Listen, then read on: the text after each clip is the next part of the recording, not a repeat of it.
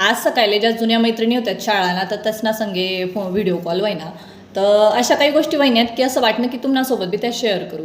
कारण सगळ्या मैत्रिणी म्हणजे आम्ही भेटूतच पण त्यांनामधली आमची जी एक मैत्रीण होती तर ती चांगली शिकणी बिचारी आणि मोठी IT कंपनीमध्ये तिला जॉब बी लागणार. तर तिनं म्हणजे असा फोटो व्हिडिओ देखील आम्ही असं बाकीच्या मैत्रिणी म्हणूत की हाय गेरी खुश आहे बुवा इन लाईफ मस्त चालू आहे मस्त मस्त फिरस फोटो काढस असं तसं. मग आम्ही असा विचार करूत की ती एकदम भारी लाईफ जगी राहिनी बुवा असं. पण आज तिनं सांगे थोडा टाईम बोलणं तर तवा विचार पडना की नेमकं खुश कोण आहे आमना मात ती आहे का आम्ही आहेत. कारण आमले असं वाटते की आम्ही दिनभर तर घरनाच कामं करतस आणि दिनभर आमले तेच शे झाडू पोछा रान्नं पन्नं सगळं शेच बुवा असं.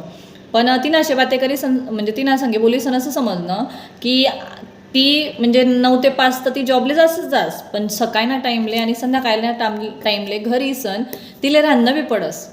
म्हणजे ज्या कामं आम्ही कर राहणार त्या बी तिले करणं पडे राहणार आणि नंतर जॉबले जायसन जॉब बी करणं पड राहणार. तर मग नंतर प्रश्न पडणार की आता नेमकं खुश कोण आहे.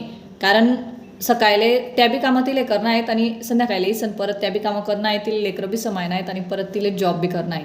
फरक इतलाच आहे की तिले त्यांना पैसा बी भेटे राहणार पण आमनापेक्षा जास्त हरॅशमेंट तिनीशे. तर प्रश्न पडणार की नेमकं खुश कोण आहे. तुम्ही सांगा बरं तुमले काय वाटतं की नेमकं खुश कोण आहे.